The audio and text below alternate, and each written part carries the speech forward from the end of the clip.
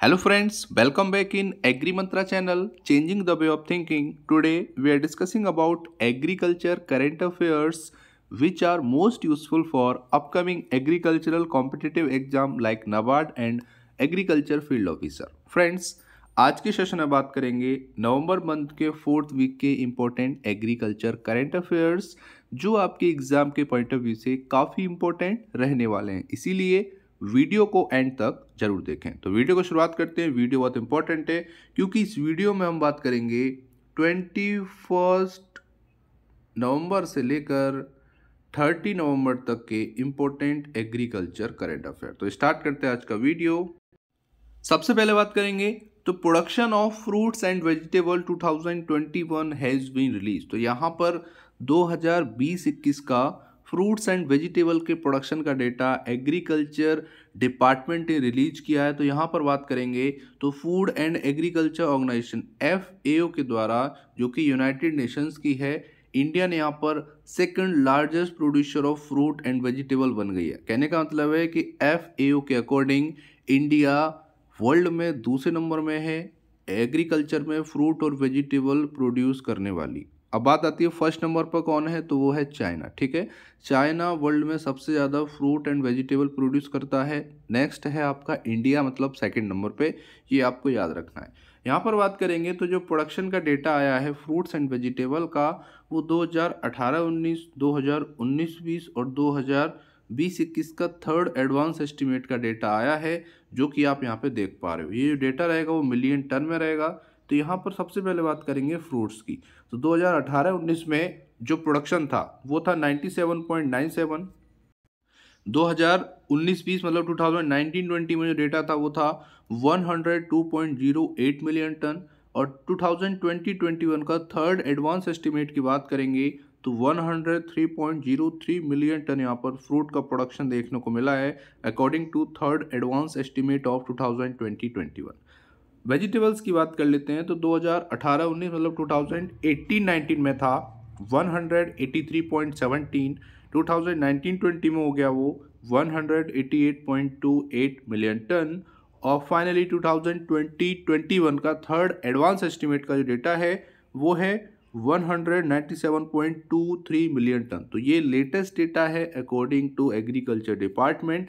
ये आपको याद रखना है। यहाँ पे क्वेश्चन बन सकता है कि 2020-21 में ये फॉर्म में आ सकता है कि फ्रूट्स का कितना प्रोडक्शन हुआ, तो अगर इसके पास ऑप्शन आप देख पाएंगे तो वो आपका राइट आंसर होगा। अगर वेजिटेबल का पूछ लेते हैं तो ये आपका राइट आंसर होगा। ये चीज़ें आपको याद रखनी है क्योंकि एग्जाम में कहीं से भी क्वेश्चन आ सकता है। आगे बढ़ते हैं, बात करेंगे farm laws cancelled, please go home, Narendra Tomar. तो हमारे union agriculture minister Narendra Singh Tomar ने बोला है कि फार्म लॉ कैंसिल हो गए हैं और आप लोग घर जाइए कृपया। तो यहाँ पर बात हो रही है जो 3 फार्म्स लॉ जो लाए गए थे उनको यहाँ पर एक तरह से रिपील किया गया है। ये आपको पता होगा 19 नवंबर को एक अनाउंसमेंट हुई थी जिसमें नरेंद्र मोदी ने मॉर्निंग में ये कहा था कि जो 3 कृषि कानून हैं उसको वो वापस लेते हैं और आने वाले सत्र में जब पार्लियामेंट ओपन होगी तो वहाँ पर उन तीनों बिल को रिपील किया जाएगा, उसकी जितनी भी वैधानिक कार्रवाई है वो की जाएगी। तो यहाँ पर अगर हम बात करें तो कुछ चीज़ें आपको याद रखनी है। सबसे पहला भी हाल ही में किस डेट में फार्म लॉ को रिपील करने का अनाउंसमेंट मोदी जी द्वारा या बोल सकते हो सेंट्रल गवर्नमेंट द्वारा किया गया, तो वो किया गया था 19 नवंबर को। ठीक है, और एक और इम्पोर्टेंट क्वेश्चन कि फॉर्मली रिपील्ड कब हुए, मतलब बोल सकते हैं लोकसभा राज्यसभा से फाइनली रिपील्ड किस डेट में हुए, तो वो हुए आपके 1 दिसंबर को। ठीक है, ये भी आपको याद रखना है, यहाँ से भी क्वेश्चन आ सकता है। अब बात करेंगे तो यहाँ पर union agriculture minister Narendra Tomar ने सैटरडे को बोला है कि 2 days ahead of a bill to repeal the 3 farm law comes up in the parliament, urge farmer to end their agitation। उन्होंने बोला है कि यहाँ पर आपके जो फार्म लॉ हैं वो रिपील हो चुके हैं और आपसे रिक्वेस्ट है कि आप लोग घर जाइए और अपनी खेतीबाड़ी कीजिए। यहाँ पर ये रिक्वेस्ट की है हमारे union agriculture minister Narendra Tomar ने। और यहाँ पर लोकसभा और राज्यसभा से फाइनली ये जो बिल हैं वो रिपील हो चुके हैं और without voting, without any discussion ये जो बिल हैं वो रिपील कर लिए गए हैं। तो इस पर भी काफ़ी विपक्ष ने हंगामा किया है, लेकिन फाइनली जो 3 कृषि कानून थे वो अभी के टाइम पे वापस हो चुके हैं, जिसका अनाउंसमेंट भी हुआ है और फॉर्मली भी ये लोग इन्होंने इन कृषि कानूनों को रिपील भी किया है। तो इतना आपको याद रखना है इस इंपॉर्टेंट करंट अफेयर से, ठीक है। अब जल्दी से आपको बताना है कि जो तीनों कृषि कानून थे इनका ऑर्डिनेंस जो है वो कब पारित हुआ था, अध्यादेश किस डेट में लाया गया था। हमने कई बार वीडियो में बताया है, तो जल्दी से कमेंट कीजिए अगर आपको पता है कि इन तीनों कृषि कानून आने से पहले जो अध्यादेश लाया गया था, जो ऑर्डिनेंस लाया गया था, वो किस डेट में लाया गया था। जल्दी से कमेंट कीजिए। आगे बात करेंगे तो best marine state award won by Andhra Pradesh. ये काफ़ी इंपॉर्टेंट यहाँ से क्वेश्चन आ जाएगा कि 2021 में बेस्ट मरीन स्टेट का अवार्ड किस स्टेट ने जीता है, तो आपका आंसर होगा आंध्र प्रदेश। तो यहाँ पर department of fishery has rated Andhra Pradesh the greatest marine state in the country, ठीक है। यहाँ पर और सारी चीज़ें भी क्लियर होने वाली है। ये जो अवार्ड सेरेमनी हुई ये हुई वर्ल्ड फिशरी डे के दौरान, मतलब 21 नवंबर 2021 को। तो department of fishery under the ministry of fishery and animal husbandry dairying, इन्होंने यहाँ पर टॉप परफॉर्मिंग स्टेट 2021-22 के रिकॉग्नाइज किए और यहाँ पर उनको प्राइज़ दिया। ये प्राइज़ दिया हमारे यूनियन मिनिस्टर पुरुषोत्तम रूपाला जी ने, जो कि प्रेजेंट में भुवनेश्वर में जाकर ये प्राइज़ देकर आए थे। और आपको बता दें कि तेलंगाना को भी यहाँ पे प्राइज़ मिला है। अब यहाँ पर 1 बाई 1 करके जान लेते हैं। तो सबसे पहले बेस्ट मरीन डिस्ट्रिक्ट अगर आपसे कोई पूछ ले तो वो उड़ीसा के बालासोर में है, ठीक है। तो उड़ीसा के बालासोर को बेस्ट मरीन डिस्ट्रिक्ट का अवार्ड दिया गया है, ये भी आपको याद रखना है, जो कि उड़ीसा में स्थित है। सेकंड आएगा बेस्ट मरीन स्टेट, जो कि मैंने आपको बताया आंध्र प्रदेश को दिया गया है बेस्ट मरीन स्टेट का अवार्ड, ये भी आपको याद रखना है। यहाँ से 6 से 7 क्वेश्चन बनेंगे इस स्लाइड से, जो आने वाले एग्जाम में आपको मिल सकते हैं। नेक्स्ट बात करेंगे तो ये है बेस्ट इनलैंड डिस्ट्रिक्ट, ठीक है, जो कि फिशरी से रिलेटेड है। तो वो आपका मध्य प्रदेश के बालाघाट को दिया गया है। बेस्ट इनलैंड स्टेट को बात करेंगे तो तेलंगाना को दिया गया है। बेस्ट हिली एंड नॉर्थ ईस्टर्न डिस्ट्रिक्ट, जो कि आपका असम के बोंगई गांव को दिया गया है, ठीक है, बोंगई गांव को दिया गया है, जो कि असम में पड़ता है, ये भी आपको याद रखना है। और बेस्ट हिली एंड नॉर्थ ईस्टर्न स्टेट तो त्रिपुरा को दिया गया है। तो ये आपको 6 इंपॉर्टेंट अवार्ड याद रखने हैं, किसको दिए गए हैं ये भी आपको याद रखने हैं, ठीक है। यहाँ से काफ़ी इंपॉर्टेंट क्वेश्चन बन सकते हैं, इसीलिए ये डिस्कस करना काफ़ी ज़रूरी था। फ्रेंड्स, अगर आपको वीडियो पसंद आ रही है, हेल्पफुल लग रही है, तो वीडियो को अभी लाइक करो और ज़्यादा से ज़्यादा इस वीडियो को शेयर करो। आज की वीडियो का टारगेट है केवल और केवल 200 लाइक्स का। अगर आपकी वीडियो पसंद आती है तो वीडियो को लाइक जरूर करना, ताकि ऐसे ही इंपॉर्टेंट एग्रीकल्चर के अपडेट आपको टाइम से मिलते रहें। आगे बात करेंगे तो जैसा कि आपको बताया, एमपी के बालाघाट को फर्स्ट रैंक दी गई है कंट्री में in the field of fish production. तो कहने का मतलब है यहाँ पे कि फील्ड ऑफ फिशरी के फील्ड में एक्सीलेंट वर्क करने के लिए एमपी के बालाघाट को यहाँ पर फर्स्ट प्लेस पे रखा गया है, ठीक है। आप थोड़ा सा और जान लेते हैं। तो ये जो बालाघाट डिस्ट्रिक्ट को प्राइज़ दिया गया है वर्ल्ड फिशरी डे 2021 के 21 नवंबर को दिया गया है, और ये दिया गया उड़ीसा के भुवनेश्वर में, ठीक है, क्योंकि भुवनेश्वर कैपिटल है उड़ीसा की, वहाँ पर ये प्राइज सेरेमनी हुई। और एक सर्वे किया गया था 70 डिस्ट्रिक्ट में, कंट्री के 70 डिस्ट्रिक्ट में एक सर्वे हुआ। उस सर्वे में पाया गया कि जो एक्सीलेंट वर्क किया है in the field of fishery development, वो किया है बालाघाट डिस्ट्रिक्ट है, जो कि एमपी में स्थित है। तो इसीलिए यहाँ पर उसको 3 लाख रुपए का cash prize plus memento provide किए गए गवर्नमेंट ऑफ इंडिया के द्वारा। और यहाँ पे आपको बता दें, डायरेक्टर जो है फिशरी के भरत सिंह और डिप्टी डायरेक्टर फिशरी के इंडस्ट्री बालाघाट शशि प्रभा, उन्होंने ये जो अवार्ड हैं वो रिसीव किए। तो ये भी आपको पता होने चाहिए। उम्मीद करते हैं यहाँ तक आपको समझ में आया होगा। आगे बात करेंगे तो PMGKAY एक्सटेंडेड टिल मार्च 2022। तो प्रधानमंत्री गरीब कल्याण अन्न योजना को एक्सटेंड कर दिया गया है, अब ये चलेगी मार्च 2022 तक। तो कहने का मतलब है कि ये जो फेज़ है वो अब कौन सा फेज़ आ गया है, ये फेज़ आ गया है 5वां, ठीक है। यहाँ से क्वेश्चन बन जाता है कि कितने फेज़ अब तक आ चुके हैं। तो 5 फेज़ आ चुके हैं इस योजना के। अभी ये भी जानेंगे कि कौन सा फेज़ कब से कब तक चला। पहले आपको बता दें कि यहाँ पर नवंबर 24 को सेंट्रल गवर्नमेंट ने यहाँ पे अनाउंस किया है कि वो प्रधानमंत्री गरीब कल्याण अन्न योजना को आगे आने वाले 4 मंथ के लिए एक्सटेंड करने जा रही है।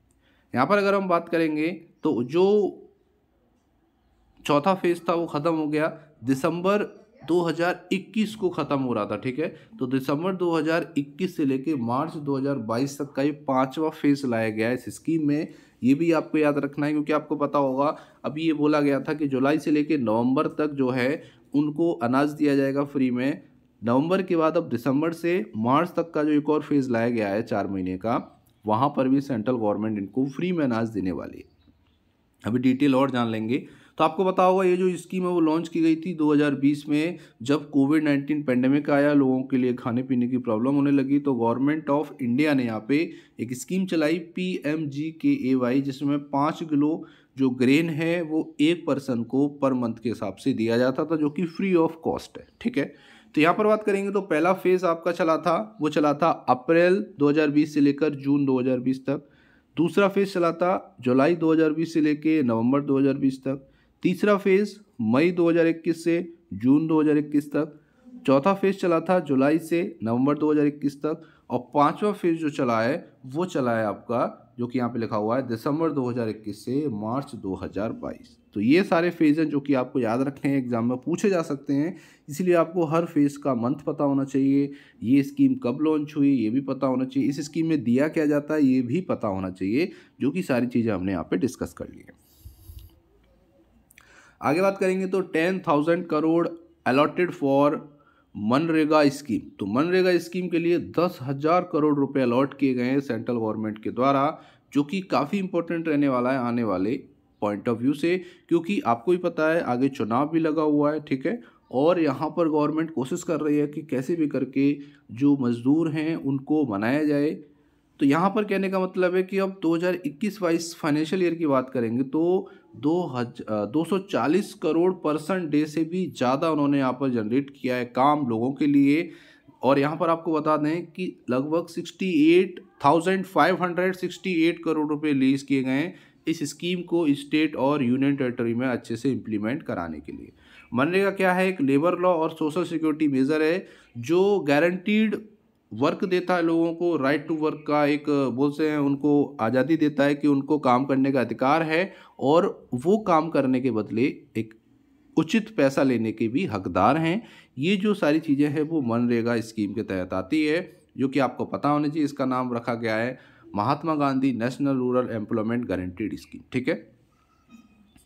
आगे बात करेंगे तो Gopal Ratna award on national milk day 2021। तो यहाँ पर 2021 नेशनल मिल्क डे के दौरान गोपाल रत्न अवार्ड दिया गया है, जो कि आपको याद रखना है, काफ़ी इंपॉर्टेंट है। तो सबसे पहले आपको पता रखना है कि department of animal husbandry dairying ने, जो कि गवर्नमेंट ऑफ इंडिया के डिपार्टमेंट है, उसने ये मेगा इवेंट ऑर्गेनाइज किया in the birth centenary of doctor Verghese Kurien, जिनको मिल्क मैन के नाम से जाना जाता है, जो कि भारत के मिल्क मैन है। और ये सेलिब्रेट किया गया था 26 नवंबर 2021 को नेशनल मिल्क डे के दौरान, जिसमें जो फर्स्ट रैंक होल्डर है उसको 5 लाख रुपए की राशि दी जाती है, सेकंड रैंक होल्डर को 3 लाख रुपए की राशि दी जाती है और थर्ड रैंक होल्डर को 2 लाख रुपीज़ की यहाँ पर राशि दी जाती है। अब बात करेंगे यहाँ पर कि जो गोपाल रत्न अवार्ड है वो किस किस को दिया गया है। तो सबसे पहले बात करें कैटेगरी की, तो best dairy farmer rearing indigenous cattle और बफेलो ब्रीड के लिए जो गोपाल रत्न अवार्ड है, इसमें पहली रैंक मिली है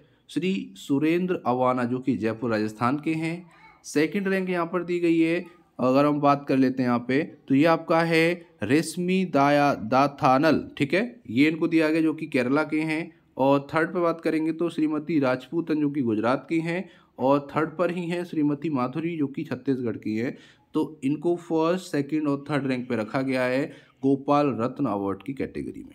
एक और कैटेगरी है जो कि है बेस्ट आर्टिफिशियल इंसेमिनेशन टेक्नीशियन, जिसको AIT बोलते हैं। इसके तहत यहाँ पर बात करेंगे तो श्री रामा राव, जो कि आंध्र प्रदेश की हैं, फर्स्ट रैंक से नवाजा गया। सेकंड पे यहाँ पर दुलारू राम, जो कि छत्तीसगढ़ के हैं, उनको दिया गया। और थर्ड रैंक यहाँ पर मिली राजेश बगरा को, जो कि राजस्थान के हैं। अब बात करेंगे best dairy cooperative and milk producer company और डेयरी फार्मर प्रोड्यूसर ऑर्गेनाइजेशन, उसके तहत यहाँ पर जो फर्स्ट रैंक मिली वो मिली कामधेनु हितकारी मंच बिलासपुर हिमाचल प्रदेश को। सेकंड रैंक यहाँ पर मिली दीप्ति गिरी, ठीक है, जो कि एक सहकारण संगठन है, संगम है, जो कि वायनाड केरला का है। और थर्ड रैंक मिली यहाँ पर Alagar milk production corporation society limited, जो कि कर्नाटका में स्थित है। तो ये भी आपको याद रखने हैं, काफ़ी इंपॉर्टेंट है, यहाँ से भी क्वेश्चन आ सकते हैं। आगे बात करेंगे तो Ashwini Kumar Choubey inaugurate FCI laboratory. तो एफसीआई की लेबोरेटरी का इनॉग्रेशन किया है हमारे अश्विनी कुमार चौबे जी ने। यहाँ पर डिटेल में जानेंगे तो अश्विनी कुमार चौबे जी ने यहाँ पर बोल सकते हो गुड़गांव में एक एफसीआई की लेबोरेटरी का इनॉग्रेशन किया है। The FCI under the department of food and public distribution develop it's first state of art quality control laboratory. ये पहली ऐसी लेबोरेटरी है जो कि फुली क्वालिटी कंट्रोल लेबोरेटरी है, जहां पर फूड ग्रेन के सैंपल को टेस्ट किया जाएगा। और आपको बता दें ये जो लेबोरेटरी है इसको सेटअप किया गया है under the guidance of CFTRI Mysore Karnataka के द्वारा, ठीक है। और आपको बता दें कि laboratory was inaugurated bye minister of state of consumer affair food and public distribution Ashwini Kumar Choubey. ये भी क्वेश्चन आ सकता है कि प्रेजेंट के minister of state for consumer affairs food and public distribution कौन है, तो वो हैं अश्विनी कुमार चौबे जी। और आपको बता दें कि ये जो इनॉग्रेशन हुआ है institute of food security IFS FCI Gurgaon Haryana में हुआ ऑन 21 नवंबर 2021। और ये आपके जो फोटो में दिख रहे हैं अश्विनी कुमार चौबे हैं, ये भी आपको याद रखना है। और आपको पता है कि 2021 में जो भारत है वो आज़ादी का अमृत महोत्सव बना रहा है, क्योंकि 75 ईयर पूरे हुए हैं 2021 में भारत को आज़ाद हुए। तो ये सारी चीज़ें हैं जो कि आपको याद रखनी है, एग्जाम के पॉइंट ऑफ व्यू से काफ़ी इंपॉर्टेंट हो जाती हैं। और आपको बता दें कि FCI जो है काफ़ी इंपॉर्टेंट है, यहाँ से भी क्वेश्चन बन जाता है कि FCI की इस्टेब्लिशमेंट कब हुई, तो ये हुई थी आपकी 14 जनवरी 1965। ये भी क्वेश्चन आ सकता है कि कितने एम्प्लॉय हैं, तो अप्रॉक्स 21,800 एम्प्लॉय हैं, जो डेटा है मार्च 2019 का। और नंबर ऑफ लोकेशन की बात करेंगे तो 5 लोकेशन में FCI के जो बड़े हेड ऑफिस हैं वो यहाँ पर देखे गए। उम्मीद करते हैं यहाँ तक आपको समझ में आया होगा। आगे बात करेंगे तो chief minister of Madhya Pradesh decided to set up a tax plan for cow welfare.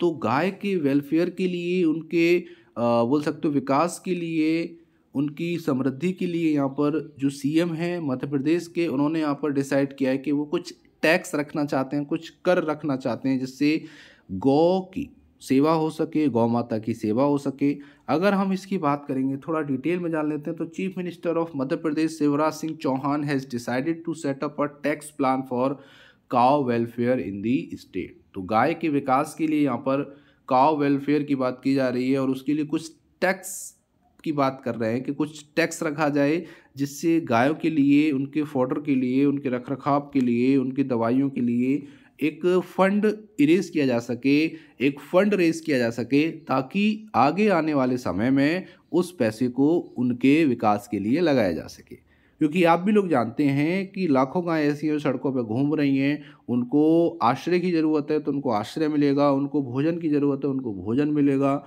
उनको दवा की ज़रूरत है तो दवा मिलेगी। तो गौ माता के कल्याण के लिए और गौशाला के रखरखाव के लिए धन जुटाने के लिए ही कुछ मामूली कर टैक्स लगाने की यहाँ पर जो शिवराज सिंह चौहान है वो यहाँ पे सोच रहे हैं। जिससे होगा क्या कि उनके लिए फंड रेज हो पाएगा, ताकि वो अपना चारा आराम से खा पाए। यहाँ पे अगर हम आगे बात करेंगे तो CM ने ये भी यहाँ पर बोल सकते हो आदेश दिए हैं कि हम लगभग 2200 गौशालाओं का निर्माण करेंगे, जिसको काउ शेल्टर भी बोलते हैं।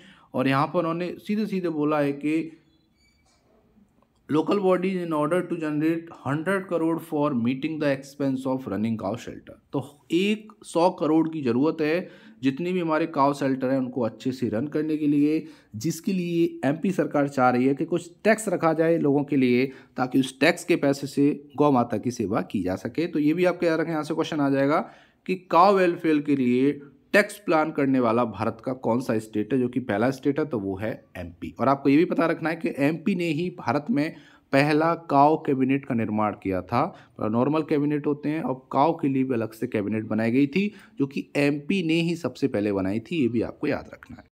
अब बात करेंगे फार्मर सुसाइड डेटा की। तो number of farmer suicides fell to 5,579 in 2020। Narendra Singh Tomar ने यहाँ पर बोला है कि जो फार्मर सुसाइड कमिट करते हैं वो इस बार ड्रॉप हुए हैं 2020 में। अगर हम 2019 के डेटा से कंपेयर करेंगे तो 2020 में जो डेटा है वो है 5,579, जो कि 2019 की बात करेंगे तो ये था 5,979 डेटा, जो कि एग्रीकल्चर मिनिस्टर नरेंद्र सिंह तोमर ने इन्फॉर्म किया है पार्लियामेंट में ट्यूसडे को। और ये जो रिपोर्ट है वो है NCRB रिपोर्ट, ठीक है। अब यहाँ पर बात करेंगे तो of the total number of farmer suicide committed during 2020, जो मैक्सिमम सुसाइड हुए हैं अगर हम स्टेट वाइज बात करेंगे तो वो हुए हैं महाराष्ट्र में सबसे ज़्यादा 2,567।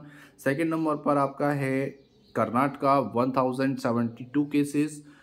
फिर थर्ड पे है आपका आंध्र प्रदेश 564, तेलंगाना 466, MP 235, छत्तीसगढ़ 227। तो ये NCRB के डेटा के अकॉर्डिंग है, ये भी आपको याद रखना है। मतलब है कि जो सुसाइड हैं वो कहीं ना कहीं कम हुए हैं 2020 में अगर हम 19 से कंपेयर करेंगे, जो कि एक लेटेस्ट और ऑफिशियल ऑथेंटिकेट डेटा है NCRB का, ठीक है। अब बात करेंगे कुछ बैंकिंग स्पेशल करंट अफेयर जो कि आपको पता होने चाहिए, आपके एग्जाम के पॉइंट ऑफ व्यू से काफ़ी इंपॉर्टेंट हैं। सबसे पहले बात करेंगे तो RBI imposes ₹1 crore penalty on state bank of India. तो SBI बैंक पर RBI ने 1 करोड़ रुपए की पेनल्टी इम्पोज की है, लगाई है। अभी जान लेते हैं कि ये जो पेनल्टी है वो लगाई क्यों गई है, ये भी जानेंगे। तो सबसे पहले आपको याद रखना है कि रिजर्व बैंक ऑफ इंडिया ने इम्पोज किया है 1 करोड़ का पेनल्टी ऑन SBI। किस लिए? कि इन्होंने क्या किया है, जो नॉर्म्स हैं, जो रूल हैं, उनको वायलेट किया है, उनका उल्लंघन किया है, जिसके फलस्वरूप यहाँ पे 1 करोड़ रुपए की पेनल्टी RBI ने SBI बैंक पर डाली है। यहाँ पर अगर हम बात करेंगे तो रिजर्व बैंक ऑफ इंडिया ने यहाँ पर मॉनेटरी पेनल्टी लगाई है 1 करोड़ रुपए की SBI बैंक पे for violating section 19 of the banking regulation act 1949। तो बैंकिंग रेगुलेशन एक्ट 1949 के सेक्शन 19 के अकॉर्डिंग यहाँ ये पाया जाता है कि उन्होंने वायलेट किए हैं नॉर्म्स, कुछ नॉर्म्स बनाए गए थे RBI के द्वारा उनको, इसीलिए 1 करोड़ की पेनल्टी यहाँ पर SBI बैंक द्वारा लगाई गई है। यहाँ पर मुद्दा क्या है कि SBI held share in the borrower company of an amount exceeding 30% of the paid up share capital of those company. कहने का मतलब है कि जिसमें पाया गया है कि बैंक ने उधारकर्ता कंपनियों में गिरवी के रूप में 30% से अधिक की राशि के शेयर रखे थे, और यही कारण है कि यहाँ पर ये पेनल्टी है वो SBI बैंक पर लगाई गई है। आपको बता दें मिस्टर शक्तिकांत दास जो है इनको अपॉइंट किया गया था RBI के गवर्नर, जो कि 25वें गवर्नर हैं, जो कि रिसेंट में हुए हैं, मतलब इससे पहले अभी और कोई नहीं हुआ है। अभी जो प्रेजेंट गवर्नर हैं वो मिस्टर शक्तिकांत दास हैं, जिनको दिसंबर 11, 2018 को RBI का गवर्नर घोषित किया गया था, जो कि भारत के 25वें भारतीय RBI गवर्नर हैं मिस्टर शक्तिकांत दास। ये भी आपको याद रखना है। अब आपको जल्दी से बताना है कि RBI बैंक की स्थापना कब हुई थी, कमेंट बॉक्स में कमेंट करें। अब बात करेंगे तो निर्मला सीतारमण जी ने यहाँ पर 2 स्कीम लॉन्च की हैं जम्मू कश्मीर में, जिसमें पहली है तेजस्विनी और सेकंड है हौसला। तो यहाँ पर बात करेंगे तो union minister of finance and corporate affairs Nirmala Sitharaman ji ने यहाँ पर रिसेंटली 2 स्कीम लॉन्च की हैं, Tejaswini and Hausla scheme Jammu Kashmir bank for girls के लिए। तो यहाँ पर बात हो रही है गर्ल्स के लिए ये स्कीम लॉन्च की है। सबसे पहले बात करेंगे under 18 years to 35 years of age to start their business and Shikhar and Shikara scheme of Punjab National Bank for development of tourism in Jammu Kashmir. Jammu Kashmir में टूरिज्म को बढ़ावा देने के लिए एक शिखर शिकारा स्कीम लॉन्च की गई, जो कि 18 से 35 साल के जो भी लोग हैं अपना स्टार्टअप कर सकते हैं। एक स्कीम तेजस्विनी लॉन्च की गई, जिसके तहत जितनी भी आपकी लेडीज़ हैं वो 5 लाख रुपए तक की हेल्प ले सकती हैं अपना एंटरप्राइज़, अपना छोटा मोटा बिजनेस स्टार्ट करने के लिए। तो कहीं ना कहीं ये जो स्कीम है वो जम्मू कश्मीर के लिए क्वेश्चन आ सकता है कि तेजस्विनी स्कीम किस स्टेट में लॉन्च की गई, तो ये जम्मू कश्मीर में लॉन्च की गई। ये भी क्वेश्चन आ सकता है कि हौसला स्कीम कब लॉन्च की गई, तो ये भी जम्मू कश्मीर में की गई। और ये क्वेश्चन भी आ सकता है कि तेजस्विनी स्कीम किस लिए लॉन्च की गई, तो ये छोटे मोटे एंटरप्राइज को स्टार्ट करने के लिए 5 लाख रुपए की सहायता के साथ ये स्कीम लॉन्च की गई, जो कि जम्मू कश्मीर में की गई। ये भी आपको पता होना चाहिए। उम्मीद करते हैं यहाँ तक आपको सारे इंपॉर्टेंट करंट अफेयर समझ में आए होंगे, जो कि एग्जाम के पॉइंट ऑफ व्यू से काफ़ी इंपॉर्टेंट। अब बात करेंगे आज के कुछ स्पेशल डे जो कि नवंबर के 4th वीक में आते हैं। जैसे बात करेंगे वर्ल्ड फिशरी डे, जो कि 21 नवंबर को सेलिब्रेट किया जाता है, वर्ल्ड फिशरी डे, ठीक है। सेकंड है आपका नेशनल मिल्क डे जो कि 26 नवंबर को सेलिब्रेट किया जाता है हर ईयर। और एक है आपका कॉन्स्टिट्यूशन डे जो कि 26 नवंबर को ही सेलिब्रेट किया जाता है। तो ये कुछ इंपॉर्टेंट डे हैं जो कि नवंबर वीक के 4th वीक में, नवंबर मंथ के 4th वीक में देखे जाते हैं, ठीक है। अब बात करेंगे आज के पहले क्वेश्चन की, लेकिन उससे पहले बात करेंगे पिछले वीडियो में पूछे गए क्वेश्चन के आंसर के बारे में। तो क्वेश्चन था विच union ministry is implementing the प्रधानमंत्री ग्राम सड़क योजना स्कीम। तो ये है मिनिस्ट्री ऑफ रूरल डेवलपमेंट यहाँ पर इम्प्लीमेंट करती है प्रधानमंत्री ग्राम सड़क योजना। अब काफ़ी इंपॉर्टेंट क्वेश्चन है जो कि हाईलाइट बना हुआ है, प्रेजेंट में ब्रेकिंग न्यूज़ बना हुआ है, उससे रिलेटेड क्वेश्चन है कि Omicron variant of corona has been first detected in which one among the following country. तो आपको बताना है कि कोरोना का एक और म्यूटेंट वेरिएंट आ चुका है जिसका नाम है ओमाइक्रोन। ये सबसे पहले किस कंट्री में पाया गया, डिटेक्ट किया गया? आंसर है आपके 4, जर्मनी, साउथ अफ्रीका, इजराइल और फ्रांस। तो जल्दी से आपको कमेंट बॉक्स में इसका आंसर करना है कि किस देश में सबसे पहले ओमाइक्रोन वेरिएंट देखा गया है। जल्दी से कमेंट करिए आंसर, हम आपके आंसर का बेसब्री से इंतजार कर रहे हैं। तो ये था आज का इंपॉर्टेंट सेशन। उम्मीद करते हैं सेशन पसंद आया होगा, हेल्पफुल लगा होगा। अगर हेल्पफुल लगा तो वीडियो को ज़्यादा से ज़्यादा शेयर करो और ज़्यादा से ज़्यादा लाइक करो। अगर कोई कमेंट है तो कमेंट करो। बाकी आज का जो टारगेट है 200 लाइक का, उसको पूरा करिए। आपका सपोर्ट हमको मोटिवेट करता है और ऐसे ही वीडियो लाने के लिए प्रेरित करता है। तो आज की वीडियो में बस इतना ही, फिर मिलते हैं दिसंबर मंथ के 1st वीक के करंट अफेयर के साथ। तब तक के लिए धन्यवाद। जय हिंद, जय भारत।